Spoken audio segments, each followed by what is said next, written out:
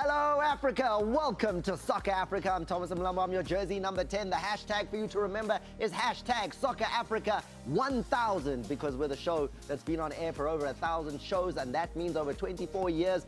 If you've been with us all that time, we've updated you on what is going down on the African football scene, and tonight is going to be no different, and I know you're going to want to comment on it. Hashtag Soccer Africa 1000, and let's talk about, for instance, Vancouver, what's been taking place there as the 76th FIFA Congress takes place. And yeah, you know, they're coming with rules that it looks like even what happened here with the Africa Cup of Nations, new rules are being coming out to affect the world of football based on what happened here in Africa. Stay with us as we talk about what's going on at the Congress. Then there's what's going on in Kenya. We're going to be joined by a top journalist out of Kenya because the president of the Kenyan Football Association has been removed, kicked out of office. Like, you know, like he was president yesterday, the next day you're out. Sorry, we need somebody new. And that is causing all sorts of problems. We'll get to the root of what the story with that is. And then we'll give you a World Cup focus that has plenty of information around Ghana, because I know we spoke about Ghana last week, but that was before Carlos Queiroz had a press conference, came out and spoke to the media, and we want to hear what he had to say. The man in charge 50 days before the World Cup takes over the Black Stars of Ghana, and, well, he has a plan. And the wise men here in studio will talk about whether they think that plan will work. So strap yourselves in and let's talk. First and foremost, at the far post, I've got Thomas Gwenaite, TK. Yeah, bo. Founder member, Congresses. Yeah. You know, what happens at something like the FIFA Congress in Vancouver? What are they supposed to be talking about? Who comes? All presidents of football federations around the world, they do converge there. But the beauty about it is that the majority of them watch Soccer Africa. So what we discuss here has led to some of them implementing, kind of changing the rules of the game. I think you're giving us too much credit, TK. No, I mean... We've spoken about it, but... We spoke about it. We said that, remember, the player who Prestiani. Absolutely. Yes. Now what swearing under his mouth, under his shirt. He saw under his mouth, and then FIFA has now introduced a new law to deal with that. To deal with it. I want to hear. Later on in the show, we will give you more on that and hear from the world-famous referee in his time, Pierluigi Collina, as he explains the latest rules and laws that are coming out that will affect the World Cup and then the world of football thereafter. Wise Queen, Ashley Nakadzwe, back in the hot seat. And Ashley, women's football, I know, is always where your focus and passion is. Is there something for us to be focused and passionate about this week? Yes, mainly because I'm happy that CAF has continued the administration workshops that have been happening around, and so far 5 have been covered.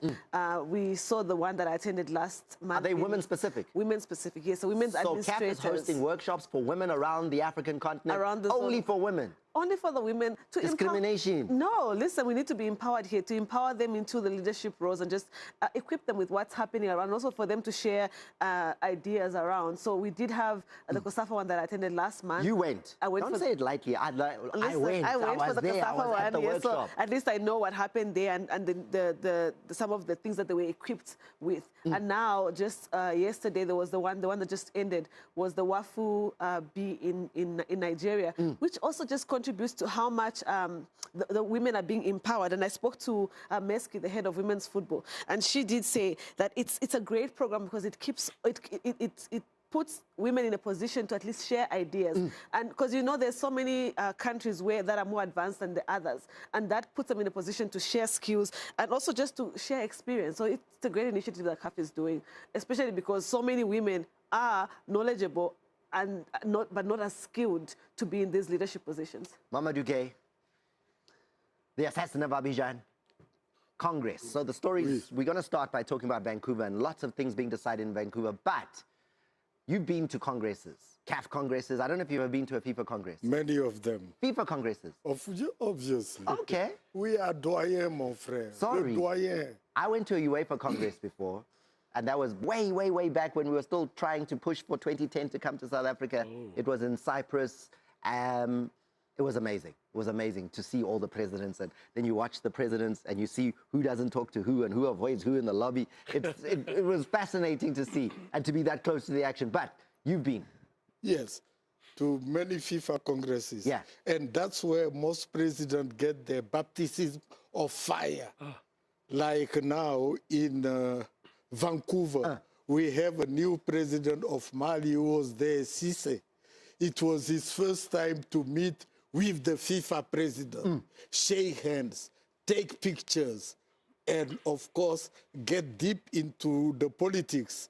And I heard a rumor that you don't actually get to see much of the Congress because they kick you out.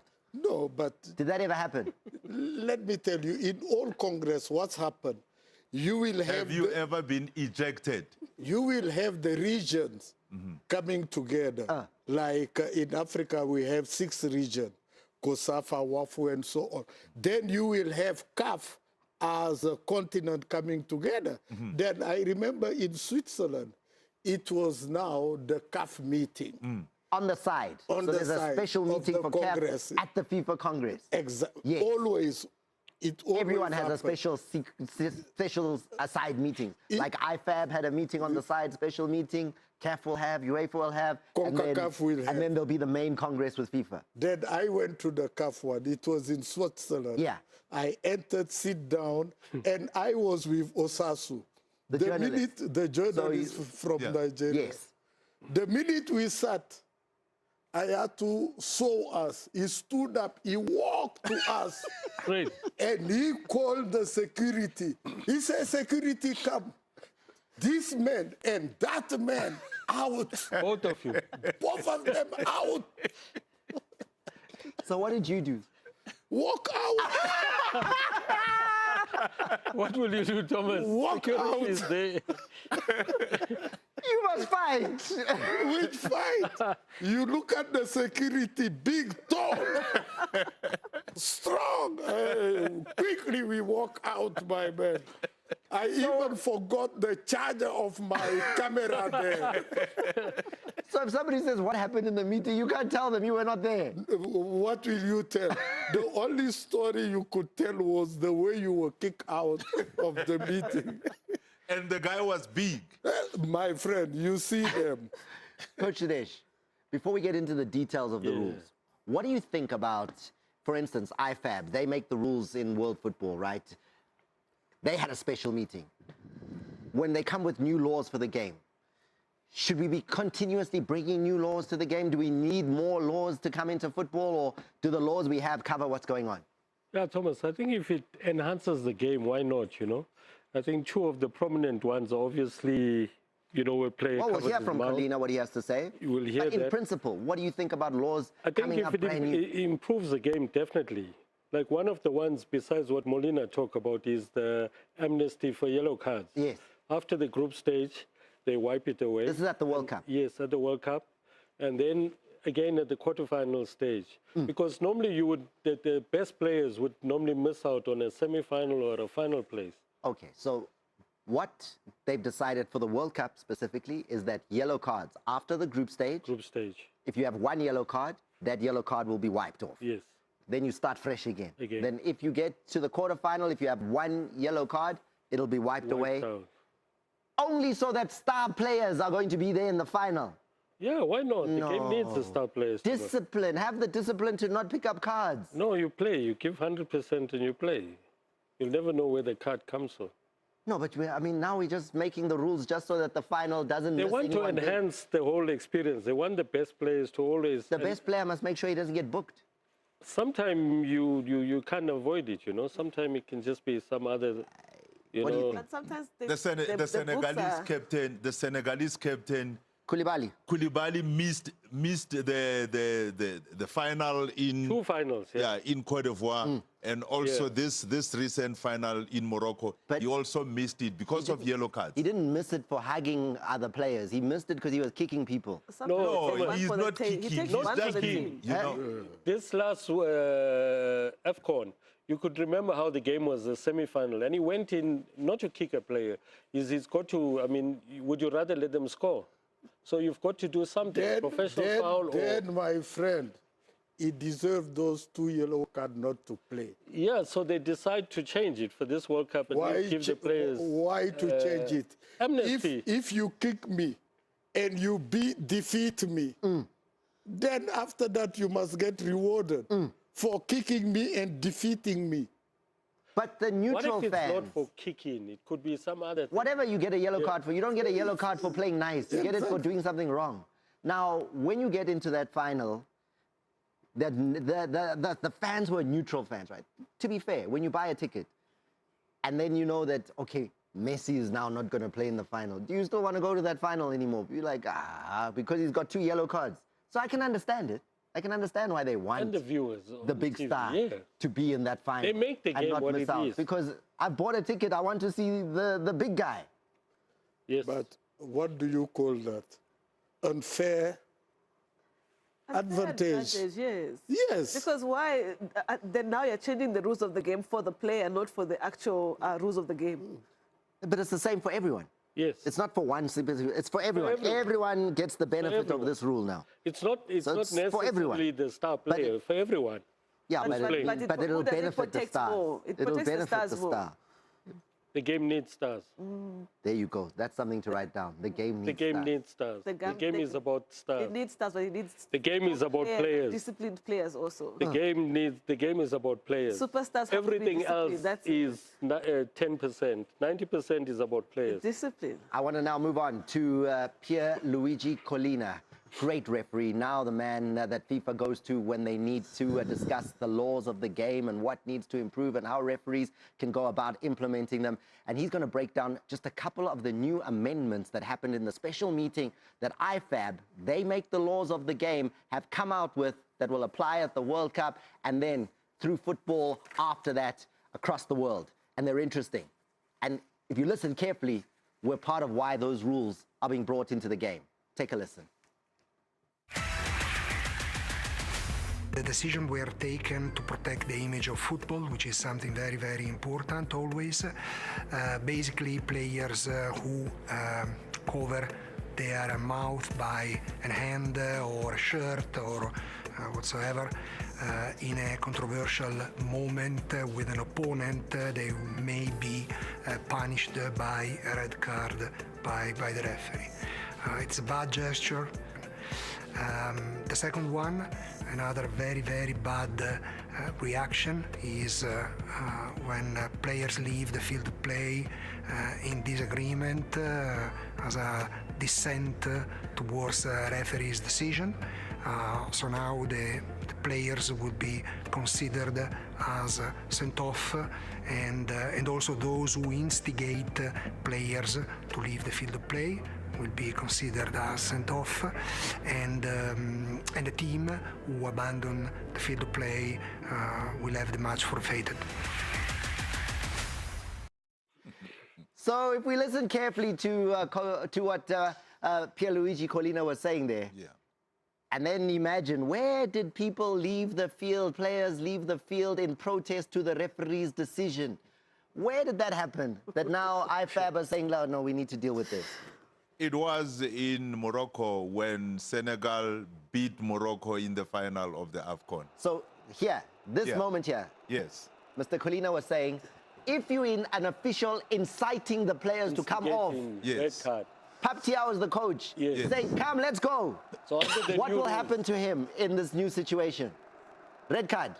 Yeah, of course, red card. The new law, red card for that. Fortunately, this happened before the new law came But into under the new law, under the new law, this situation, this is a red card. red card. Absolutely. He And said, then, once they start moving, yeah, as they cross the line to go to the change room, red what must card. happen? All of them, red card. Red card, red card, red card. Red So all card. these players now walking down the tunnel, red. Then the whole team forfeits the game. No, but this is where the crunch comes in. Yeah. Because there is the law that says how many players must be on the field for a 7. game to be official? 7. So 7. Once we are at less than 7, can we consider that the game is abandoned now? Yeah. Right? And then the new law says if the game is abandoned due to this situation, that will constitute a forfeiture of the game. You forfeit the match. It's over. So red card, red card, red card until Now you can no longer field the players on the field. Forfeit, you lose. So are you trying to drive to something retrospectively? Yeah, no, it's now. It's only going to be. I hear where See, Thomas is going. Yeah. I mean, the case the final. is Cass. At Cass. is at Cass right now. But fortunately, as I said, fortunately, this law comes into effect Why now. fortunately? Yes. Because the So law even- comes into effect now. Thomas, even before Cass then, cannot go retrospectively. They can't The roll back law this only one comes now. the rules wasn't haven't there. changed yet. Guys, So Cass, I'm just saying, can you say where the wind is blowing? Yes, but feel Cass the wind on already- your And face. that's for future Yes. games, not for this one. After the World Cup, the from World Cup is onwards. the World Cup is starting on the 11th of June. From the That World is Cup when the onwards, new rules will Thomas, come into The effect. AFCON has happened. There's already You can't go back into yes. time Okay, now. let me correct you here. But when is the CAS decision coming in after the World Cup? No, but But even- they can't do it with this. No, with the listen, laws. listen, guys. You guys keep talking like this thing is not the. We had the DC of CAF come with Senegal are the champions. Then we had the appeal body saying Morocco are the champions. So it's already that there are two sides. One side, essentially, the appeal board of CAF, basically are implementing the new rules and, No way. saying And I don't think Morocco are the it's going to champions. happen this No, way. but It's they impossible. did.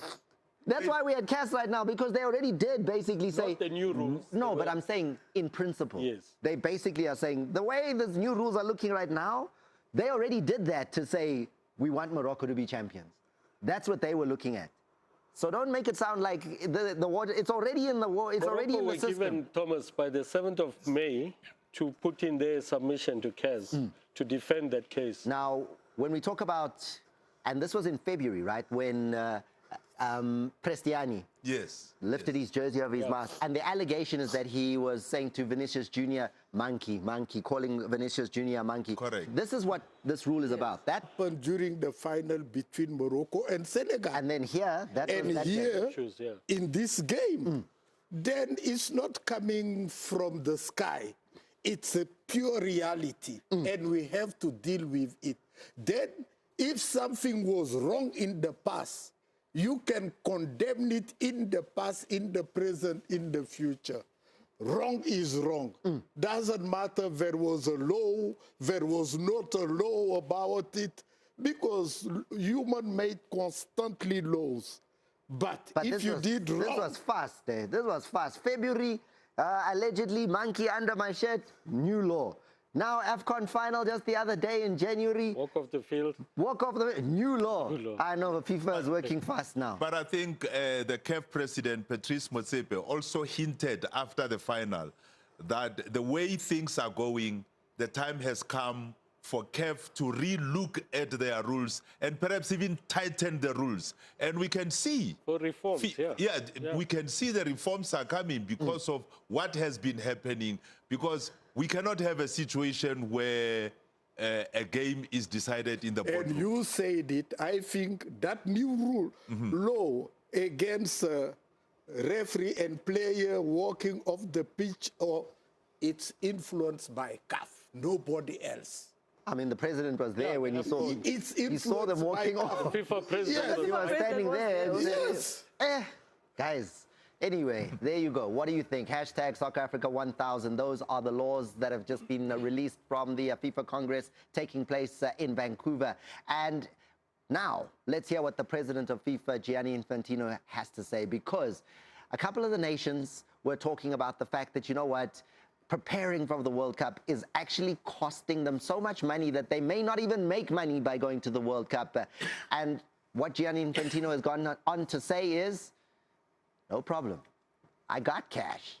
Let's listen to what he has to say. We have seen that the commercial program for this World Cup is actually unfolding extremely well, is going extremely well. The revenues are above expectations, and this allows us to do two things. One is, of course, to increase our investments in football development, and the other one is the decision that we took today, which is increasing the preparation money, the contributions for the member associations, and we did it for over 100 million, 112 million more, which will be at the disposal of our member associations to help them prepare for the tournament, participate in the tournament in the best possible conditions. So we are now at almost 900 million all in all for the participating 48 countries. So what's he done, and how much money has increased for the nations that will be playing at the FIFA World Cup? Oh, listen, this money that is happening now is so interesting. Preparation money has increased from 1.5 million US dollars to 2.5 million. Preparation money. That's preparation money. That's just for friendlies, get ready, just for you get to your kids, kit manager, flights, that kind of stuff. Can you imagine? And then there's A qualification. million increase per team. Imagine that. From 1.5 million to 2.5 million per team. Yes. Okay. And what I love the most is the fact that a lot of teams use money that is not meant for preparation. They take it from other boxes, maybe from women's football, youth football, and use it to prepare. But now there's no excuse because FIFA has given everybody money. There's this $1 million US dollar increase from what was before.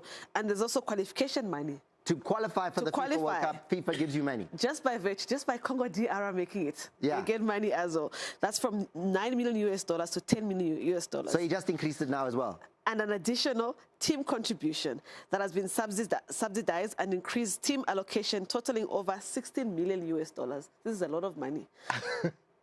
It's totaling around 871 million US dollars in total. That FIFA are handing out now. That's a lot of money. Thomas, a team like Bafana, just for appearing there, even if they don't get out of the group stage, are guaranteed to get $12.5 million. That's just over 200 million rands. This is when we fight for the bonuses now. No, this is to pay the debts. What debts? Or like what Ashley is saying, they take from women's football. Your staff, no, the debts. At least these players will come back with them millionaires. Debts.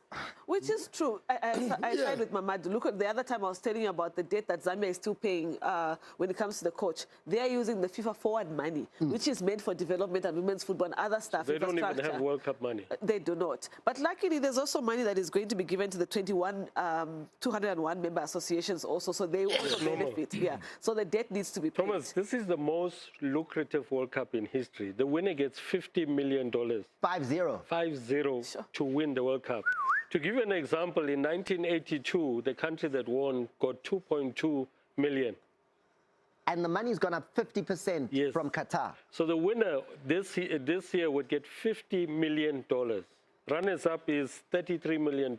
And I hope all the 10 African countries settle their issues with bonuses with their players before we even go. Before we even go to America and Mexico and Canada, because traditionally African players tend to go on strike before the World Cup, and it's embarrassing. And you know, one of the points... all the FAs take how many people with them? You'll find the whole NEC delegation. But whole big delegation. Senegal, they are already fighting over the money they receive from winning the AFCON and the money given by government. Even one of member of the EXCO resigned because they are not happy with the way the money is being shared. You spoke earlier about the side meetings that happened, the special meetings. Yes. CAF have had essentially a special meeting, right? Because they've come out clearly and said Gianni Infantino is our man. We, as CAF, have agreed unanimously 54 nations that at the next election, Gianni Infantino will have the backing of CAF in that election. 54 votes from Africa Guaranteed. are already in the bank. Yes. Is that the fact? Is that what's just happened? Yes. That is a fact, including the 10 members from CONMEBOL. CONMEBOL did that a couple of weeks ago. Yeah. They came out and said, and CONMEBOL, if you're wondering, is South American football, right? Yes. The 10 nations of South America are saying, Gianni's our guy. When the election takes place, we've already decided we're going with him. Now, CAF coming out now with the president, Patrice Motsepe, saying, we've discussed it in Africa. Yes, yes. Gianni's our guy. All 54 of us are going with him. Gianni already has 64 votes guaranteed. Out of 211. Out of 211. So if Asia also come in there. I did this maths. You did? Asia have 47, right? 47. So if you bring Asia in, that's 111, we're done. You don't even know UEFA. Then it's over. UEFA can stand on their heads, they can do what they like, it's over. But because there's only 100 left for the rest of the world. Is the next elective FIFA Congress will be in Morocco, the 77th FIFA elective Congress next year in Morocco. 30th of April in Rabat is where the election to decide whether Gianni Infantino gets to carry on as FIFA president will take place here in Africa. Big feather so in Africa. Unopposed also. And also, just look at how many things, I think we spoke about it a few weeks ago, how many things have been developed from during Gianni Infantino's time. We've talked about the FIFA Forward program. We've talked about the stadiums that have been, stadium monies that have been improved in so many countries that did not even have stadiums. So there's a lot of positives around. We are not CAF presidents here in studio, but do we agree that the CAF presidents unanimously have made the right decision, that Gianni Infantino is good for African football? I remember I was at the CAF Award last year. When President Motsepe took the floor, one of the things he mentioned when he invited Gianni Infantino on stage was to remind everybody in that room that the next FIFA election is next year, 2027, and Gianni is the right man. What do you think, though? Are we happy? Because we talk about African football all the time. Is FIFA in Africa's interest? I think so. I think so because, I beg your pardon, Africa for many years, we know Africa has been economically struggling in football, and FIFA has come out to increase the funds that they are dishing out to federations, and Africa is benefiting. My only concern is that FIFA need to follow up on the money that they are dishing out, because they dish out money to federations, and the majority of these federations don't use that money for purposes intended. Most of this money go to the pockets of individuals who are supposed to develop football, and we've seen it happen somewhere in Africa. There are complaints of a president who has been removed because of the monies that are coming and they are not accounted for. There's no accountability. Right on what Bratike said, that's so important. The monies are there that FIFA are putting in, but governance in African football is a problem. The recent case of the Congo-Brazzaville president, Mayolas, he actually changed the FA account to his personal account. And the monies from FIFA are going there. Subsequently, allegedly. Yes, but he was found guilty in the court of law in his country. In absentia. He wasn't even there. He didn't even defend. But he's on the run. I have to give more facts. In absentia. He wasn't there. Yes, because he's been on the run. He and his family, his wife, his son. The SG is arrested. He's serving 3 years, and the CFO. But he, his wife, and his son. So what Bratike is saying, the governance part of it, I think that's where in Africa we need to tighten up. What would happen if you gave a shibobo to Gianni Infantino in this football match that was happening there? You're on the first flight home. You are no longer president of your federation. How can you shibobo the president of FIFA? I'm going to play devil's advocate. You will be removed from your office as president. Well, we have a new amendment in the law of football. There will be That's a red card. But he's giving too much money. I'm learning the skill. This is me showing you the skill that I'm learning here. It's time for a quick break. After the break, we're going to be delving deep into what's going on in Kenyan football, where some of what we are talking about here has come up. There are allegations of corruption. FIFA are coming down very strongly and saying we want actual proof. You can't just remove the president of the Football Association and then expect us to be okay with it as FIFA. We want proof. We want paperwork. We want documents. We want that too for you on Soccer Africa. So we're going to go up to Kenya after this to find out what's going on. Stay with us. Welcome back to Soccer Africa. Let's get into the conversation that's focusing on Kenyan football. Big drama taking place in Kenya, where the president of the Football Association Hussein Mohammed was removed from office and replaced in that position by a man you've seen on Soccer Africa, great footballer in his time as well, McDonald Mariga. But what has caused that change? And you also have to remember that you can't simply remove a president of a football association. FIFA are intense about making sure that that does not happen.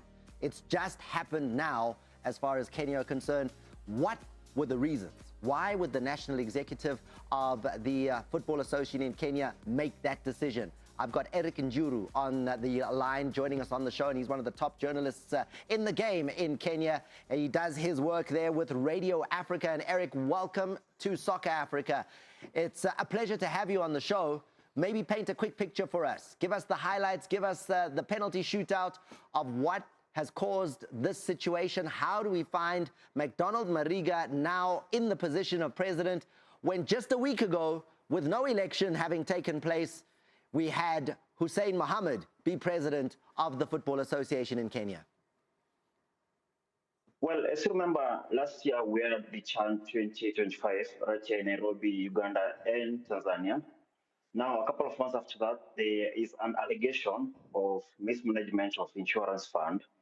There is an allegation that a company called Riskwell Insurance Brokers was given a tender to supply insurance without proper or official bidding. Now, that story was leaked to the media last week, from last week and last week but one, which implicated the FKF president, Hussein Mohammed. Now, after that report that came out, it was reported by 3 top media houses. The National Executive Committee, a few of the members, led by the Vice President, McDonald Mariga, went on to hold a meeting to decide to suspend the President Hussein Mohammed, the Acting General Secretary, that is Dennis Gishero, and a NEC member, Ibrahim Yusuf. Now, they suspended them without what they call, or what is being called now, proper investigation, giving them a chance to be heard, to defend themselves. And the following morning, Hussein Mohammed had a press conference where he said the meeting that suspended him was irregular, illegal, and unconstitutional. So he said that meeting should not have taken place because only the president has the powers to call for a national executive meeting. The president and the deputy president spent last week in Uganda, where there was an AFCON 2027 workshop. They were obviously preparing what's going to happen here next year. But when they came back last weekend, there were a series of press conferences. McDonald Mariga and 9 other NEC members asked the president to step aside alongside the acting SG and the NEC member. And they went on to hold press conferences saying that they have installed Mariga now as the acting president. From there, obviously, FIFA noted all these activities and they wrote a letter to all the NEC members, giving them 6 points to address by tomorrow morning, May 1st. They are required to write back to FIFA explaining whether the meeting to suspend the directors and the president was legal and what are the avenues they were given to defend themselves and everything else that they feel should be able to be communicated to FIFA. So FIFA is waiting on that one. From there, they have not been seeing eye to eye, to say the truth. One is only the press conference in the office, the other one is at the stadium. So it feels like we have 2 factions, but the president maintains that he is the president, and right now he's in Canada for the FIFA Congress, where the deputy president is right here. The president is obviously working with the GS, who is the CEO of the federation, who runs things, who runs the secretariat. Like you know, NEC members don't run the day-to-day activities of the federation, so that is the work of the secretariat. Eric. But this week, the federation confirmed that their office was visited by the officers from the Ethics and Anti-Corruption Commission. So they obviously got the document that they wanted, and they will be making the next steps in a few weeks. Eric, very quickly now, I need to get a very clear answer from you. Tell me what you think. When the dust settles, will Hussein Mohammed continue as president? Will he be cleared from what you know in terms of the information that you're getting? Or will this decision to put McDonald Mariga in as president stand? Well, like you said, when you started this topic, we know how football works and we know how FIFA works. they really protect their own. I honestly don't expect him to be removed now because there has to be a proper investigation. Remember, this was an expose by a TV station or by a journalist online. So everything has to go to the DPP, it has to go to the Ethics and Anti-Corruption Commission. After all that now, that is when we can be able to make a decision. Right now, to be honest, it's just an expose by a journalist. Everyone has a right to defend himself, like FIFA said.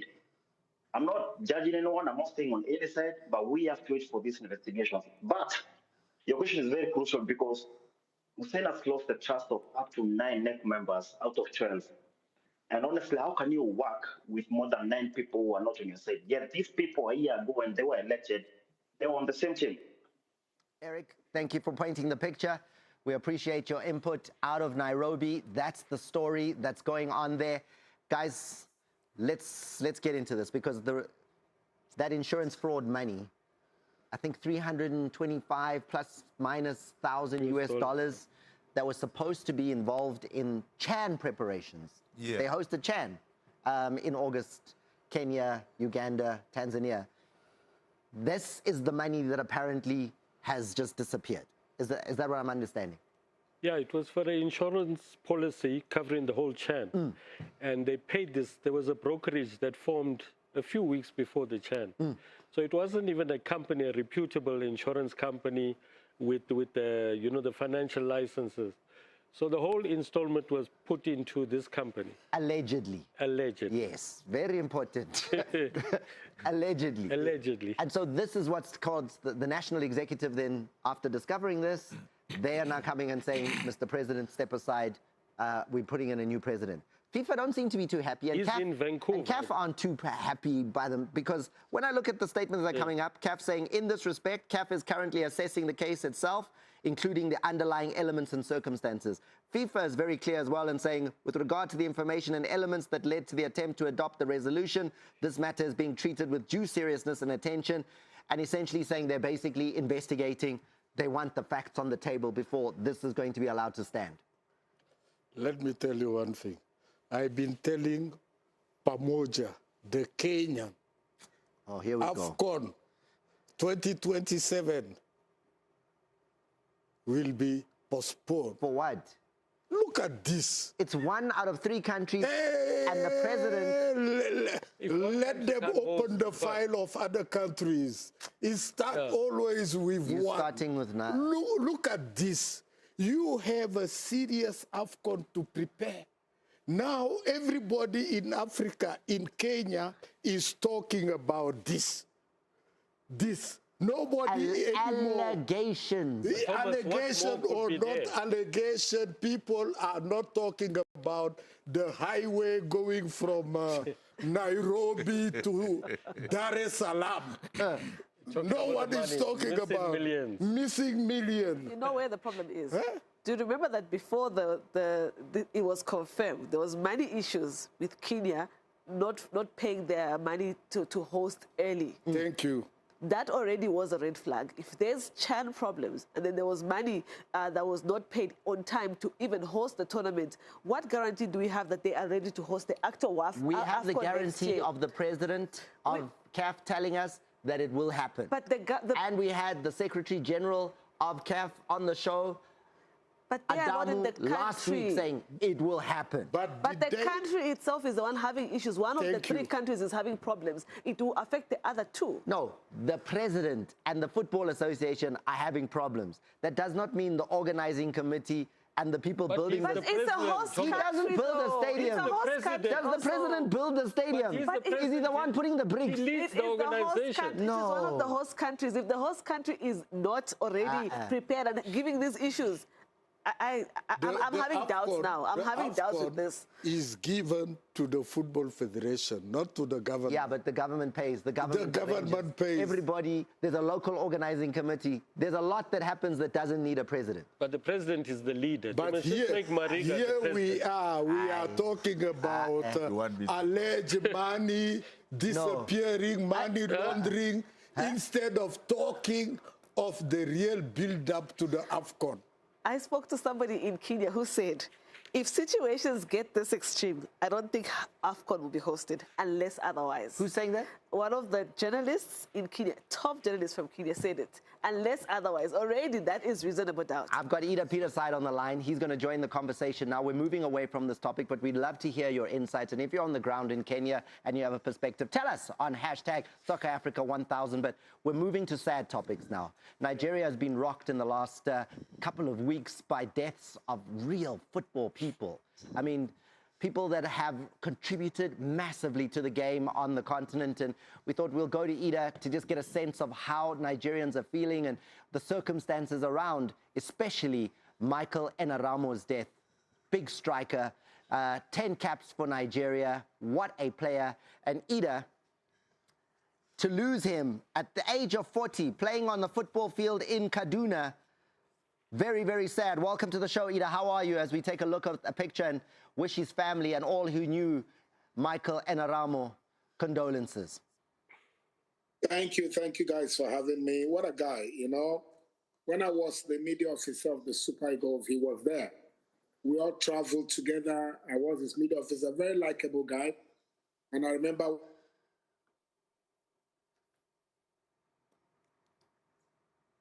right at the crucial moment, we've lost Ida there. We're going to try and get him back on the line very quickly. But while we do that, that gives us the opportunity to maybe look back at Michael Enaramo's career and just discuss the kind of footballer that he was, because he really did make a contribution, not only to Nigerian football, but to football even in Tunisia. And Turkey, Thomas. I have a personal story with him. I know him very well. When I was at Sundowns, the international scout, I was actually watched him play a few times for Esperance. But at the same time, he was also being scouted by Turkish clubs. And he was a very humble guy. Although his nickname was the Tank because of his size, but he was very soft-spoken, humble. And he told me, no, he wants to go to Turkey. And subsequently, I started pursuing the other player, you know, Yusuf Msakni. You know?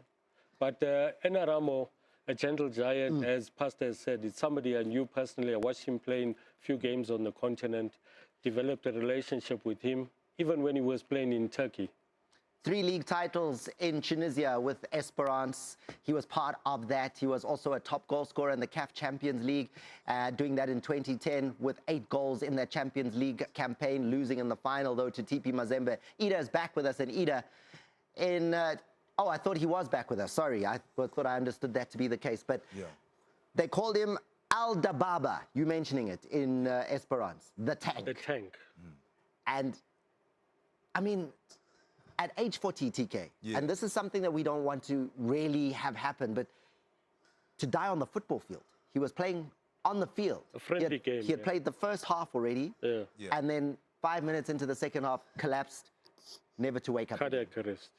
Yeah, this is very sad and very painful, especially if it's somebody that you know, somebody that you've seen play, somebody that you had a relationship. Look, I know I always like to take a dig at, you know, Nigerians in general and all that, but I mean, this is, for me, this is one of the saddest moments, and our condolences to his family. And then Ida, we'll never forget September 2009 World Cup qualifier, and Enaramo scoring, and he did it against Tunisia in a World Cup qualifier in a 2-2 game that will be remembered by Nigerians in a great way. But Ida, you were still telling us about your memories of him.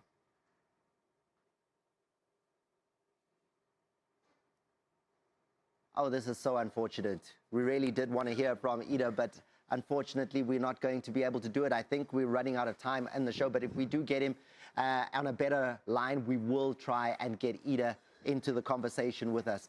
There is also another man who passed away. Yes. TK, you want to tell us? El Haji Ibrahima Galadima. He was a very good friend of Soccer Africa. I remember in 2003, he invited us to Nigeria. That was the golden years of Nigeria during the time he was president, 2002 to 2006. President of the Federation. President of the Federation, Galadima. During the same period, I think Enyimba won the CAF Champions League back-to-back. And that was the time when Galadima was the president, and a gentleman, a true gentleman, and a good friend of Soccer Africa. Whenever we needed him, whenever there was something happening in Nigeria, we could just give him a call and he would appear once again, on behalf of all of us here on Soccer Africa, our deepest condolences to his family and Nigerians in general. What a great football man there in Ibrahim Galadima, former president of the Nigerian Football Federation, passing away on the 18th of April. Now, Ida, I think he is back. I think we've been able to re-establish contact with you. Ida, are you back with us, Ida? Oh, no. There's clearly a very serious problem going on as far as Ida's concerned, because in the background it works as soon as he comes onto air with us. Ida, are you there? I see your head moving. Yes, I can hear you.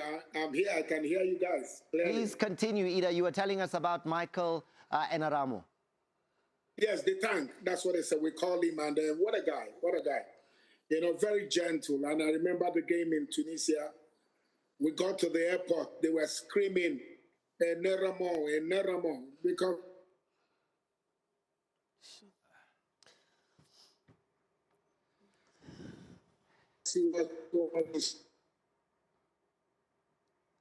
That line is not going to work. We're going to get Ida on next week's show and maybe share those theories on Michael Enaramo. But I want to get you in on this, though, because Mark Vivian Foe passed away on the football field.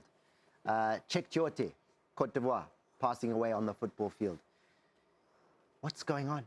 You want me to tell you the truth by respecting still the memory of those guys? I don't. No, I don't. Eh? No. No. No, I don't. It's okay. No, we're okay. Yeah, we're definitely okay. Okay. We're okay. How can you be we're we're okay. okay. We're going to a quick break. It's okay, Mama. And we'll be back after the break. And again, to the families of the two gentlemen that we mentioned and spoke about and try to celebrate, our deepest condolences. And football on the continent is poorer for your loss. After the break, we'll have a focus on the World Cup and especially Ghana's preparations, because theirs is probably the most dramatic as they've got a brand new coach. How does he get his team ready when the World Cup starts on the 11th of June? This is the biggest challenge of all my entire career. And I'm ready for that. I'm ready for that. I can promise and guarantee to you that I will bring 40 years of my knowledge and experience to every single decision of Ghana. Few words there from Carlos Queiroz as he's being unveiled to the media in Ghana. New coach taking them to the FIFA World Cup. Starts on the 11th of June, live on your World of Champions. Every single match will be brought to you all 39 days. Everything. You won't miss a thing, including whether Carlos Queiroz can take Ghana as far as is humanly possible. However, at TK, you're the award-winning journalist here. I have never seen a press conference where the journalists are, yes, well done. That's unique. It is indeed unique. I think perhaps, you know, one thing about Africa, we are quite different, but one nation. But in this really country, speaking, do we clap? No, we don't. We don't clap whatever the coach is saying. How do you clap? You have a pen. You need to use your pen. And You've got a camera, take a picture. Your hands must be on the camera or on your notebook. How do you clap? They're happy. They're happy. Yeah, of course. That is why and he is a coach with that kind of pedigree.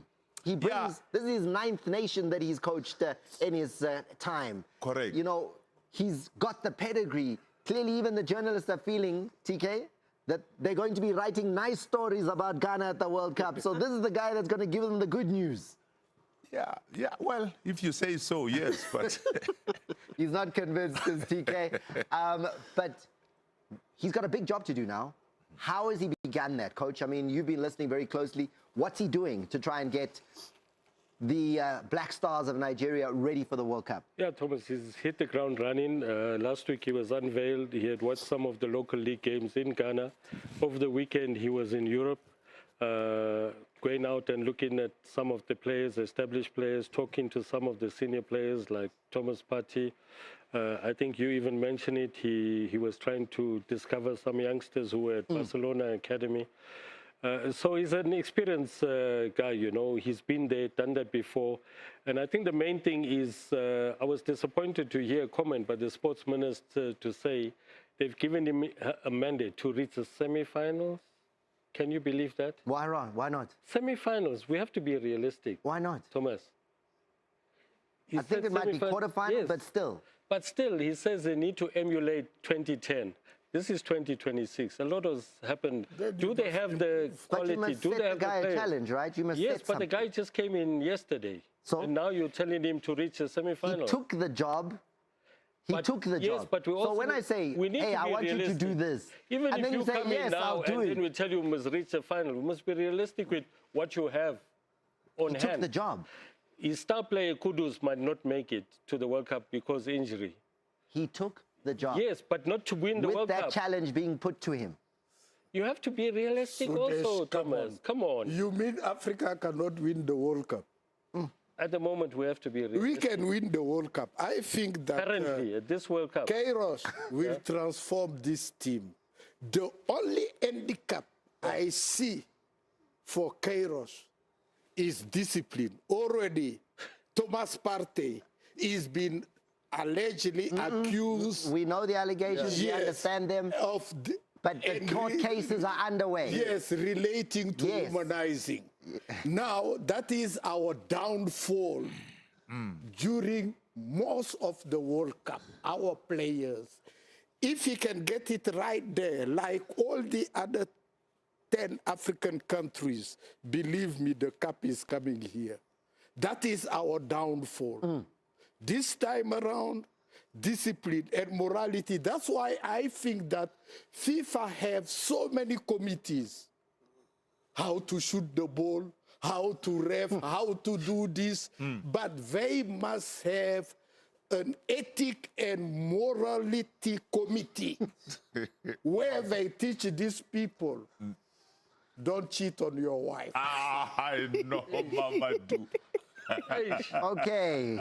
Those are social. I want to tell you. I want to tell you something. I want to tell you what Carlos Queiroz had to say, and I think it'll make South Africans very happy. On the back of what you've just said, Carlos Queiroz was asked whether he was worried about being fired. You know, if plans didn't go the way they were supposed to happen with the FIFA World Cup, and then he says, "In my career, I had the privilege and honor to work for, and probably the most special man I've ever met in my life. The great man was President Nelson Mandela." And Carlos Queiroz goes on to say, he told me, "Carlos, we never lose, we win, and we learn." And then Carlos Queiroz then goes on to say, "I'm not afraid to take risks in my life." So why are you complaining about, hey, quarterfinals, what? The man has said Mandela has inspired him, and he's not afraid of the risk, he's ready to go. Is that enough to win the World Cup? Or reach a semi-final? Which one? You still What is need to not play. enough? You still need the quality on the Madiba field. magic is enough to do anything. Is it? Yes. Okay, so Bafana will also use that magic. Mamadou? Fix the head first. Eish. The fish get rotten by the head. Staying on our... Fix the head. There's a contender there, by the way. Staying with our World Cup Fix the focus. head. Staying with our World Cup focus very quickly. Egypt. Mo Salah. What are we hearing? Now, I know you follow the Premier League. You're aware of what's going on. He went off against Crystal Palace. Yeah. And then... there are allegations. In fact, he limped off against Crystal Palace. Yeah. And are even higher with Mo Salah. You agree? I do agree, but I'm not sure that Mo Salah should be the one person that we should point at when it comes to Egypt at the World Cup. Why not? We saw that he did not really get to the final of the AFCON. So I'm not sure if we should rely solely on him because he keeps disappointing his nation. And I'm a big fan of Mo Salah. I'm a huge fan of Mo Salah. But I don't think he is the one star for Egypt. Egypt play Belgium in Seattle. They then go on to play New Zealand in Vancouver. Last game of the group, they play Iran. So that's going to be interesting. I can see them coming out of the group. But they need Mo. They do. Him. He's the talisman. they do. I think when you look at it, No. every country needs their big star. You need your star. Egypt, believe me, since Mo came on the rise on top of Egyptian football, Egypt is nowhere to be seen. They're at the World Cup. What do you mean nowhere to be seen? In Africa. They just pocketed $12.5 million. People that used to win AFCON back to back. Now, zero. The better thing for Egypt is to put Mo Salah as an assistant coach. No ways, not now. On that note, He's still going to perform. the World Cup on the World of Champions will reveal whether such dramatic and drastic decisions take place. Mamadou Gay, as usual, bringing us the heat. Thank you, Mamadou. Thank you at the far post to Coach Sudesh for the football strategy and tactician brain. I've got our wise queen, Ashley Nakazwe, closest to me. And at the far post, the award-winning journalist and founder of Soccer Africa, Thomas Kwenaite. Africa, you see my job, ne? And it's not an easy one, but we got through it. The assassin challenged me all the way. You know what? We owe Africa BTS one day. They need to see the behind. You pushed it all the way. They do. This has been Soccer Africa.